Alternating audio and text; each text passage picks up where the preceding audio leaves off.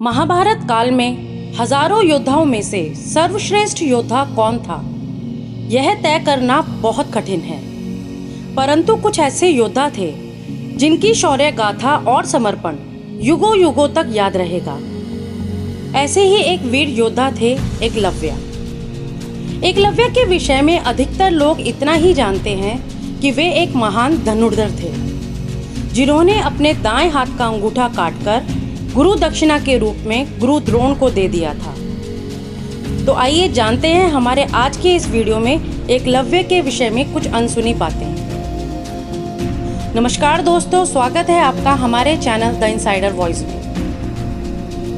द्वापर युग में प्रयागराज के निकट श्रृंगवेरपुर नाम का एक राज्य था, जिसके राजा थे हिरण्यधनु। एकलव्य निषाद राज हिरण्यधनु का पुत्र था। एकलव्य के बचपन का नाम अभिद्युम्न था। बचपन में जब अभिद्युम्न शिक्षा के लिए अपने कुल के गुरुकुल में गया तो अस्त्र शस्त्र विद्या में उसकी लगन और एक निष्ठा को देखते हुए गुरु ने उसे एकलव्य के नाम से संबोधित किया। एकलव्य को बचपन से ही धनुर्विद्या में अधिक रुचि थी और एक अच्छा धनुर्धर बनने के सभी गुण उसमें विद्यमान थे। इसीलिए एकलव्य के पिता निषाद राज हिरण्यधनु अपने पुत्र को गुरु द्रोण के पास ले गए और एकलव्य को अपना शिष्य बनाने का आग्रह किया। परंतु गुरु द्रोण ने यह कहकर उनका आग्रह स्वीकार नहीं किया कि वे केवल राजपुत्रों और ब्राह्मण पुत्रों को ही शिक्षा देते हैं और निषाद समाज को शूद्र जाति में माना जाता है, अतः वह एक शूद्र जाति के बालक को अपना शिष्य नहीं बना सकते।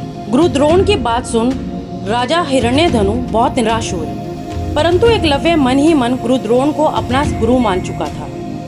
एकलव्य अपने मन में एक अच्छा धनुर्धर बनने का संकल्प लिए वन में चला गया। वहां उसने गुरु द्रोण की मूर्ति बनाई और उस मूर्ति को ही अपना गुरु मानकर धनुर्विद्या का कठिन अभ्यास करने लगा। एकाग्रचित्त से साधना करते हुए अल्पकाल में ही वह धनुर्विद्या में अत्यंत निपुण हो गया। एक दिन गुरु द्रोण अपने सभी शिष्य पांडवों और कौरवों के साथ आखेट के लिए वन में गए। तभी अचानक एक कुत्ते के भौंकने की आवाज आई और सबका ध्यान भटक गया। परंतु कुछ समय बाद अचानक ही आवाज बंद हो गई। वे सभी उस स्थान पर पहुंचे जहां से कुत्ते के भौंकने की आवाज आ रही थी। वहां पहुंचकर उन्होंने देखा कि किसी ने कुत्ते के मुंह को बाणों से भर दिया है, परंतु रक्त की एक बूंद भी न थी। बाण इस प्रकार से चलाए गए थे कि कुत्ते को किसी प्रकार की कोई हानि नहीं हुई, किंतु बाणों से बिंध जाने के कारण उसका भौंकना बंद हो गया। जब अर्जुन ने धनुर्विद्या के उस कौशल को देखा तो वे गुरु द्रोण से बोले, हे गुरुदेव, इस कुत्ते के मुंह में जिस कौशलता से बाण चलाए गए हैं उससे तो प्रतीत होता है कि यहाँ पर मुझसे भी बड़ा धनुर्धर रहता है। तब गुरु द्रोण ने आवाज लगाते हुए पूछा कि इस कुत्ते का यह हाल किसने किया है। तभी कुछ ही दूरी पर खड़े एकलव्य ने कहा, हे गुरुदेव, ये बाण मैंने ही चलाए हैं। गुरु द्रोण ने एकलव्य से पुनः प्रश्न किया, हे वत्स, तुम्हें धनुर्विद्या की शिक्षा देने वाला कौन है?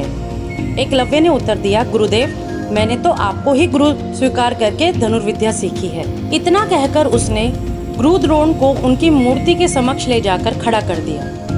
गुरु द्रोण एकलव्य की बात सुन मन ही मन अति प्रसन्न हुए और उन्हें एकलव्य पर बहुत गर्व हुआ। परंतु तभी उन्हें अर्जुन को दिया उनका वचन याद आया। उन्होंने अर्जुन को सर्वश्रेष्ठ धनुर्धर बनाने का वचन दिया था, अतः वे नहीं चाहते थे कि कोई भी अर्जुन से बड़ा धनुर्धर बने। वे एकलव्य से बोले, यदि मैं तुम्हारा गुरु हूँ तो तुम्हें मुझे गुरु दक्षिणा देनी होगी, तभी तुम्हारी शिक्षा पूरी होगी। और उन्होंने कहा कि मैं गुरु दक्षिणा में तुम्हारे दाएं हाथ का अंगूठा मांगता हूँ। एकलव्य ने तभी अपना अंगूठा काटकर गुरु द्रोण के चरणों में समर्पित कर दिया। अंगूठा कट जाने के बाद भी एकलव्य ने अपना अभ्यास नहीं छोड़ा। उसने अपनी तर्जनी और मध्यमा उंगली का प्रयोग कर तीर चलाना सीखा। कुछ वर्ष पश्चात अपने पिता की मृत्यु के बाद एकलव्य श्रृंगवेरपुर राज्य का राजा बना। एकलव्य ने अपने राज्य का विस्तार करने के लिए निषाद भीलों की एक सशक्त सेना बनाई। अपने राज्य का विस्तार करते हुए वह मगध के राजा जरासंध के साथ मिल गया। जरासंध श्री कृष्ण का सबसे बड़ा शत्रु था। एकलव्य ने जरासंध की सेना की तरफ से मथुरा पर आक्रमण किया। एकलव्य ने यादव सेना के अधिकतर योद्धाओं को मार गिराया।